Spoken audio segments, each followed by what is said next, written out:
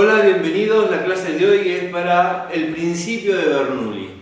Se trata de una herramienta fantástica que nos va a permitir relacionar presiones, velocidades, alturas y es aplicable especialmente a conductos que van cambiando de altura y además van cambiando de sección. Por ejemplo, se afina o se ensancha. Ahí tienes un ejemplo con el que vamos a trabajar.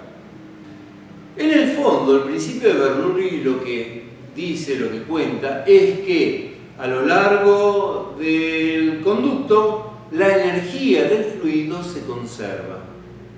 Entonces pensemos en un elemento de fluido, un pequeño volumen que va avanzando por el conducto, va cambiando de altura, va cambiando de velocidad y la energía mecánica total de ese elemento de fluido se conserva. Eso es lo que dice el principio de Bernoulli. En esa energía mecánica tenemos tres términos. El primero es la presión a la que está sometido ese elemento de fluido y tiene que ver con el empuje que efectúa el elemento que viene atrás. Si no estuviese ese empuje, este elemento no podría avanzar. El segundo término tiene que ver con la energía potencial. Fíjate, es densidad por gravedad por altura. Tal vez recuerdes que la energía potencial de un cuerpo sólido era masa por gravedad por altura. En este caso, masa sobre volumen es la densidad de ese elemento de fluido que está avanzando. Y el tercer término es la energía cinética, un medio de la densidad por la velocidad al cuadrado. Recordarás que la energía cinética de un cuerpo sólido es un medio de la masa por la velocidad al cuadrado. Bueno, acá la masa, nuevamente la masa dividido el volumen, es la densidad que aparece ahí. Lo que dice el principio de Bernoulli es que la suma de estos tres términos, que no es otra cosa que la energía mecánica, es constante en cualquier lugar y momento del viaje de este elemento de fluido. Así podría decirse que el principio de Bernoulli es el nombre que adquiere el principio de conservación de la energía en el barrio de la hidrodinámica. Para que la energía se conserve, tiene que ocurrir algo fundamental, y que es que el fluido no pierda energía por rozamiento o por viscosidad. Los fluidos que no pierden energía los llamamos fluidos ideales, de modo tal que vos tenés que estar atento frente a cada ejercicio si dice o no dice que el fluido es ideal o real. Si dice que es ideal es porque estamos despreciando su viscosidad. En realidad no existen los fluidos ideales, pero hay muchos casos en que la viscosidad del líquido se puede despreciar y a eso llamamos un fluido ideal. Solo en ese caso podés aplicar el principio de Bernoulli de conservación de la energía. Una forma práctica de representarlo, de formularlo, es elegir dos puntos cualesquiera en un conducto. Fíjate que elegí dos puntos en los que hay cambio de sección, por lo tanto hay cambio de velocidad según el principio de continuidad, y también hay cambio de altura. Entonces, en lugar de decir que la suma de los tres términos es constante, lo que podemos hacer es comparar dos puntos cualesquiera, en este caso, para este ejemplo, estos dos, y poner la suma de los tres términos relacionado al punto 1 igual a la suma de los tres términos relacionado al punto 2. Es otra forma de ver el principio de Bernoulli. Fíjate que en los términos de energía potencial, donde figura H pertenece a un sistema de alturas, o sea, H hay que remitirla a un sistema vertical que apunta hacia arriba. Distinto fue el caso en el principio general de la hidrostática, que hablaba de profundidades. Acá vamos a hablar de alturas. Estas diferencias son muy importantes. Vamos a ver dos casos particulares. En el primer caso, supongamos que ponemos un tapón de cada lado, luego ese fluido ya no fluye, está quieto, se convierte en un problema de hidrostática. Bueno, veamos qué dice el principio de Bernoulli en este caso. El término de las energías cinéticas se cancela, porque acá la velocidad vale 0. ¿Qué nos queda? En el primer miembro, la presión en 1 más la energía potencial en 1, en realidad es energía potencial por elemento de volumen, es igual a la presión en 2 por la energía potencial en 2.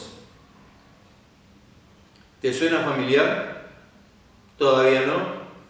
Si te parece, paso las presiones, ambas al primer miembro, y las energías potenciales, ambas al segundo miembro. ¿Ahora? ¿Tampoco? Bueno, fíjate, esto no es otra cosa que el principio fundamental de la hidrostática, que a partir de ahora lo podríamos considerar un caso particular del más general principio de Bernoulli.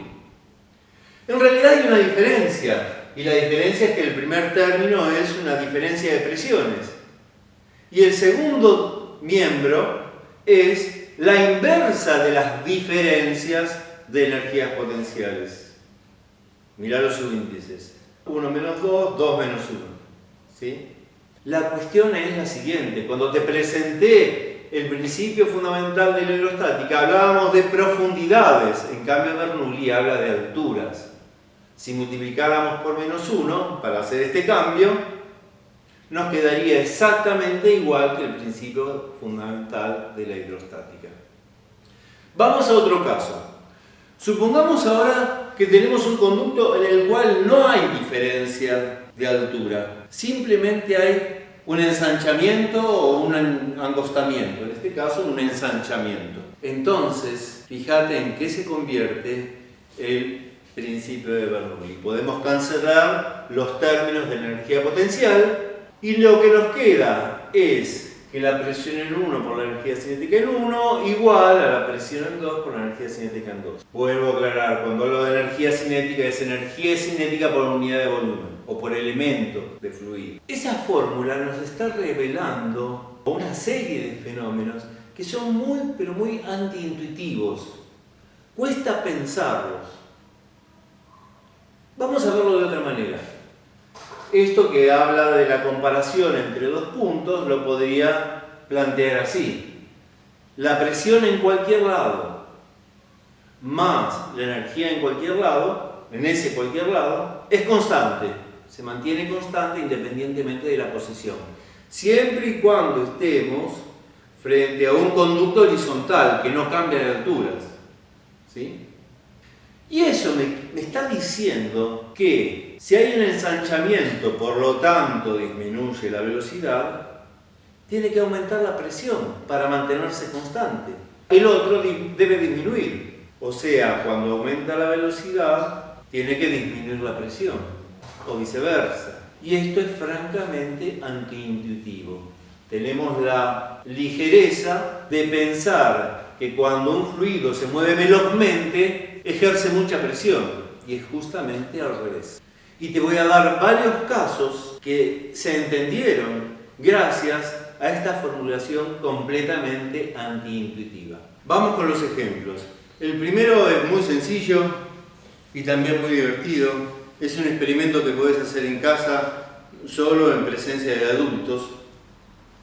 Se trata de dos papelitos, fíjate que son dos papelitos, los acabo de cortar. Nada por aquí, nada por allá, esto no tiene truco, no tiene magia. Y fíjate lo que voy a hacer. Voy a soplar en el medio de los dos papelitos. Nada más que eso, soplar. En el medio de los dos papelitos. Intuitivamente podríamos pensar que el aire metido ahí a presión entre los dos papelitos haría que los papelitos se separen. Mira.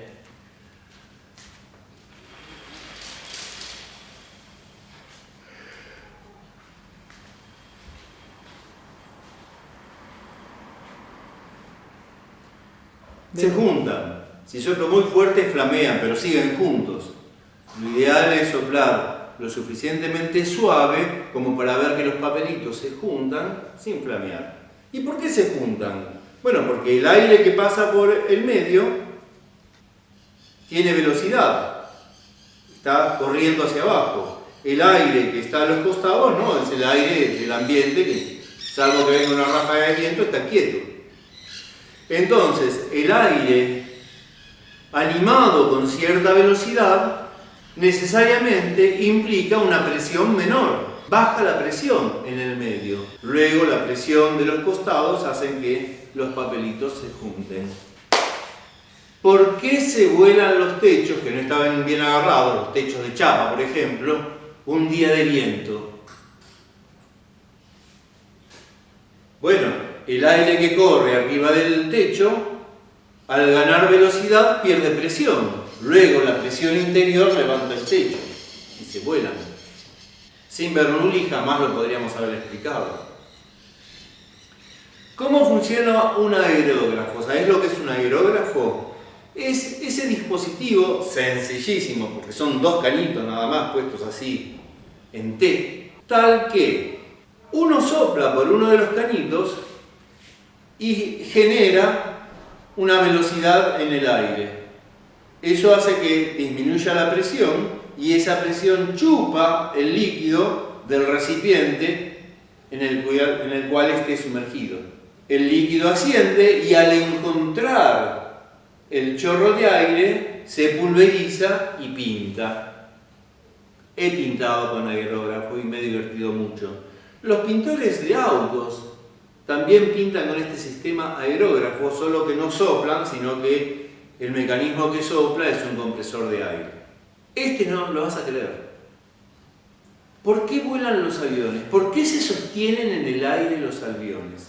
Los aviones tienen lo que se llama en sus alas, la arquitectura del ala, si hago un corte transversal, tienen lo que se llama un perfil alar.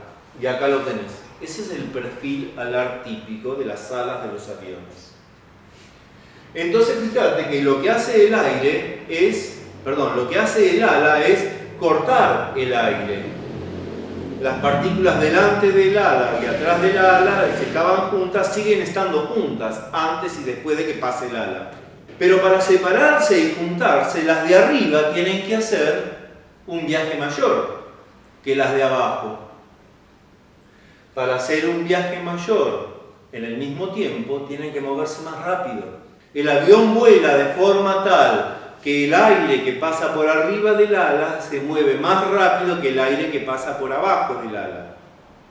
Al tener mayor velocidad arriba, la presión arriba es menor y la presión abajo es mayor. Luego, en el mismo área, la fuerza de abajo es mayor a la fuerza de arriba y eso es lo que sostiene el avión, o sea, la fuerza de sustentación. En realidad el avión hace alguna otra cosita, pero básicamente se sostiene gracias a este efecto que podríamos llamar efecto Bernoulli. Y por último, te voy a dar otro ejemplo. ¿A qué se debe la magia de los goles de Messi? Y Maradona y Riquelme, bueno, ok. Pero mirá este gol. La pelota no solamente describe la parábola que vimos en el movimiento de tiro oblicuo, sino que además se mueve de costado, con comba, con efecto, llamarlo como quieras, pero es un gol maravilloso. Ese movimiento de costado se logra porque la pelota mientras vuela gira sobre sí misma, o como dicen algunos, tiene rosca. Y eso hace que la velocidad del aire a un lado y a otro de la pelota, derecha e izquierda, sea mayor o menor. Luego, la fuerza derecha e izquierda es distinta y la pelota dobla. Eso ha sido todo para esta clase. Te agradezco la atención y nos vemos en el próximo video.